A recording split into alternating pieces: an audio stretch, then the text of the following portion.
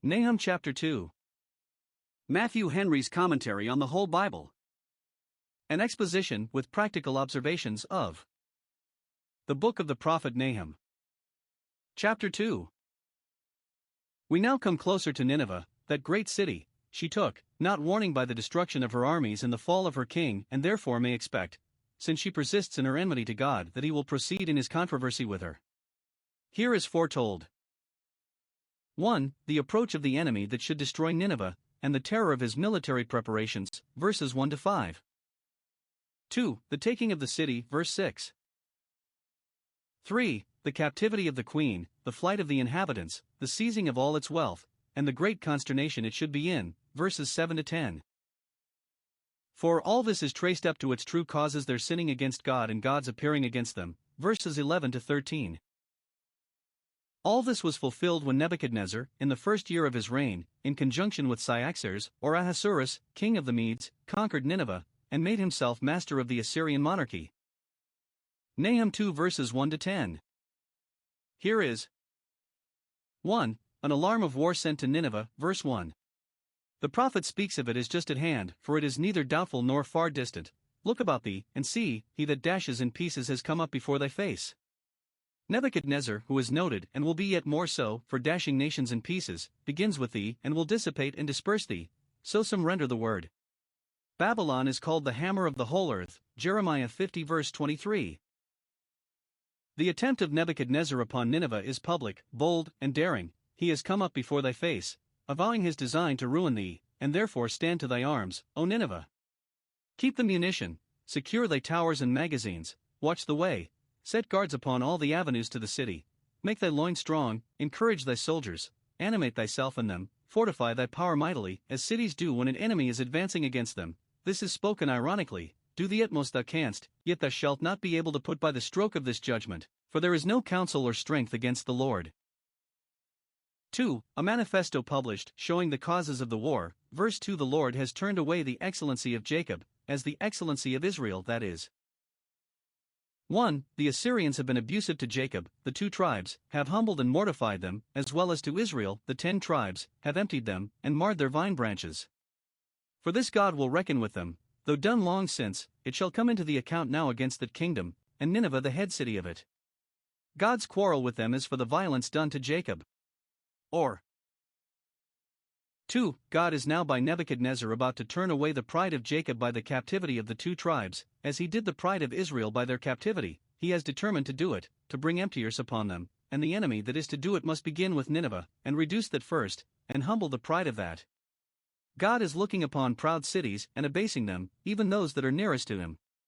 Samaria is humbled, and Jerusalem is to be humbled, and their pride brought low, and shall not Nineveh, that proud city, be brought down too? Emptiers have emptied the cities, and marred the vine branches in the country of Jacob and Israel, and must not the excellency of Nineveh, that is so much her pride, be turned away too? 3. A particular account given in of the terrors wherein the invading enemy shall appear against Nineveh. Everything shall contribute to make him formidable. 1. The shields of his mighty men are made red, and probably their other arms in array, as if they were already tinctured with the blood they had shed, or intended hereby to signify they would put all to the sword. They hung out a red flag, in token that they would give no quarter.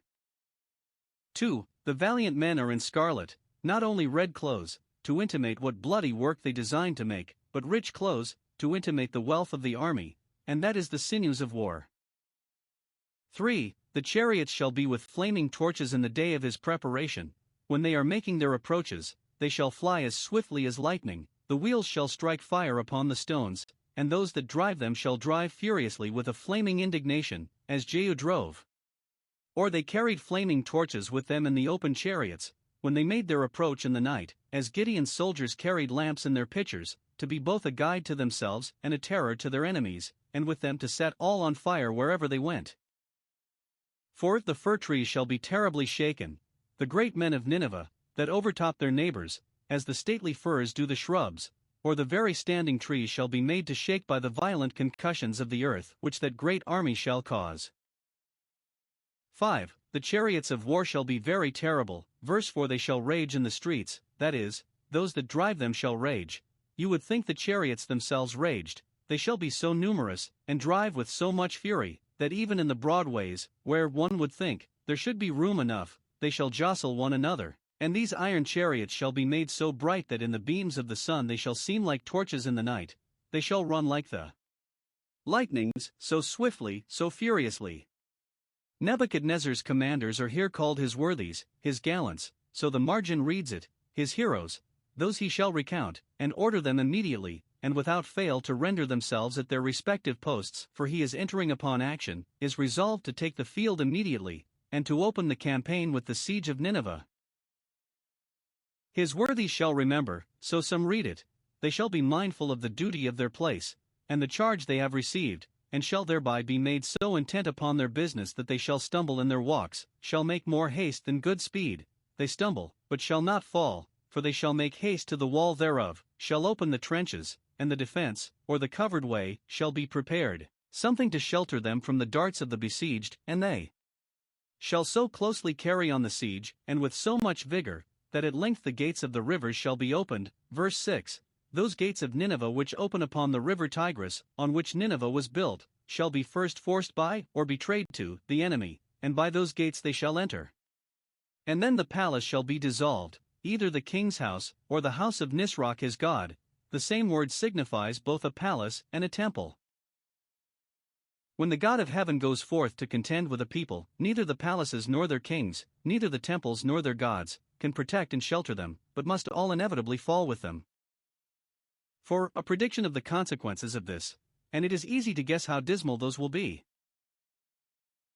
1. The queen shall fall into the hands of the enemy. Verse 7. Huzzab shall be led away captive. She that was established, so some read it, thought herself safe because she was concealed and shut up in secret, shall be discovered, so the margin reads it, and shall be led away captive, in greater disgrace than that of common prisoners. She shall be brought up in a mock state, and her maids of honor shall lead her, because she is weak and faint, not able to bear such frights and hardships, which are doubly hard and frightful to those that have not been used to them. They shall attend her, not to speak cheerfully to her, and to encourage her, but murmuring and moaning themselves, as with the voice of doves, the doves of the valleys. Ezekiel 7 verse 16, noted for their mourning. Isaiah 38 verse 14, 59:11.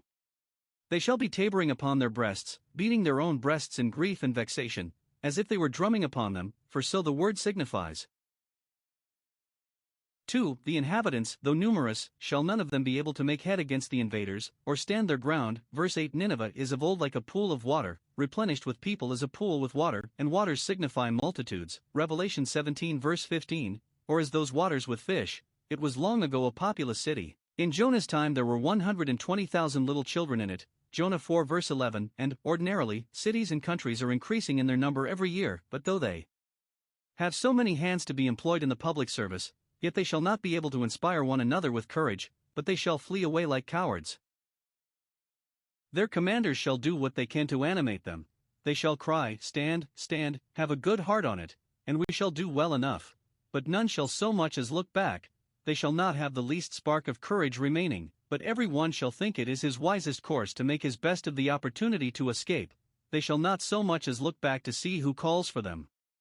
Note, God can dispirit the strongest and boldest, in the day of distress, so that they shall not be what one would expect from them, but like a pool of water, the water whereof is dried up and gone. 3. The wealth of the city shall become a prey, and all its rich furniture shall fall into the hands of the victorious enemy. Verse 9. They shall thus animate and excite one another to plunder. Take the spoil of silver, take the spoil of gold. Thus the officers shall stir up the soldiers to improve their opportunity. Here are silver and gold enough for them, for there is no end of the store of money and plate. Nineveh, having been of old like a pool of water, has gathered a vast deal of mud, an abundance of glory it has out of all the pleasant furniture, all the vessels of desire, which they have gloried in, and which shall now be a prey and a pride to the conquerors. Note, those who prepare raiment as the clay, and heap up silver as the dust, know not who may put on the raiment and divide the silver. Job 27 verses 16 and 17. Thus this rich city is empty and void and waste. Verse 10. See the vanity of worldly wealth. Instead of defending its owners, it does but expose them, and enable their enemies to do them so much the more mischief. For it the soldiers and people shall have no heart to appear for the defense of the city. Their spirit shall melt away like wax before the fire, their knees shall smite together, as Belshazzar's did, in his agony, Daniel 5 verse 6, so that they shall not be able to stand their ground, no, nor to make their escape.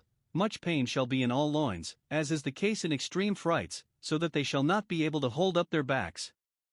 And the faces of them all shall gather blackness, like that of a pot that is every day over the fire, so the word signifies. Note, guilt in the conscience will fill men with terror in an evil day, and those who place their happiness in the wealth of this world and set their hearts upon it think themselves undone when their silver, and their gold, and their pleasant furniture are taken from them. Nahum 2 verses 11 to 13. Here we have Nineveh's ruin. 1. Triumphed in by its neighbors, who now remember against it all the oppressions and abuse of power it had been guilty of in its pomp and prosperity. Verses 11 and 12. Where is the dwelling of the lions? It is gone, there appear no remnants, no footsteps of it. Where is the feeding place of the young lions, where they glutted themselves with prey? The princes of Nineveh had been as lions, as beasts of prey. Cruel tyrants are no better, nay, in this respect much worse, that, being men, humanity is expected from them. Nay, if they were indeed lions, they would not prey upon those of their own kind. Savis inter se convenit ursi, fierce bears agree together. But in the shape of men they had the cruelty of lions. They walked in Nineveh as a lion in the woods, and none made them afraid. Every one stood in awe of them, and they were under no apprehensions of danger from any. Though nobody loved them, everybody feared them, and that was all they desired. Odorant, dumb metuant let them hate, so that they do but fear. The king himself, as well as every prince, made it his business, by all the arts of violence and extortion, to enrich himself and raise his family. He did tear in pieces enough for his whelps, and no little would be enough for them, and he strangled for his lioness, killed all that came near him, and seized what they had for his children, for his wives and concubines, and filled his holes with prey and his dens with ravin, as lions are wont to do. Note, many make it an excuse for their rapine and injustice that they have wives and children to provide for, whereas what is so got will never do them any good. Those that fear the Lord, and get what they have honestly, shall not want a competency for themselves and theirs. Verily they shall be fed, when the young lions, though dens and holes were filled with prey and ravin for them, shall lack, and suffer hunger. Psalm 34 verse 10. 2. It is avowed by the righteous judge of heaven and earth. It is his doing, and let all the world take notice that it is so. Verse 13. Behold, I am against thee, saith the Lord of hosts. And what good can hosts do for her in her defense, when the Lord of hosts is against her for her destruction? The oppressors in Nineveh thought they only set their neighbors against them, who were not a match for them, and whom they could easily overpower, but it proved they set God against them, who is, and will be, the asserter of right, and the avenger of wrong. God is against the princes of Nineveh, and then 1. These military preparations will stand them in no stead. I will burn their chariots in the smoke. He does not say in the fire, but in contempt of them. The very smoke of God's indignation shall serve to burn their chariots. They shall be consumed as soon as the fire of his indignation is kindled, while as yet it does but smoke, and not flame out. Or, the drivers of the chariots shall be smothered and stifled with the smoke. Then the chariots of their glory shall be the shame of their families. Isaiah 22 verse 18. 2. Their children, the hopes of their families, shall be cut off. The sword shall devour the young lions, whom they were so solicitous to provide for by oppression and extortion. Note, it is just with God to deprive those of their children, or, which is all one, of comfort in them, that take sinful courses to enrich them, and, as has been said of some, damn their souls to make their sons gentlemen. 3. The wealth they have heaped up by fraud and violence shall neither be enjoyed by them nor employed for them. I will cut off thy prey from the earth, not only thou shalt not be the better for it, but no one else shall. Some understand it of the disabling of them for the future to prey upon their neighbors. For, their agents abroad shall not have that respect from their neighbors, and that influence upon them which sometimes they had had. The voice of thy messengers shall no more be heard, no more be heeded, which some think refers to Rabshakeh, one of Nineveh's messengers, that had blasphemed the living God, an iniquity which was remembered against Nineveh long after. Those are not worthy to be heard again that have once spoken reproachfully of God.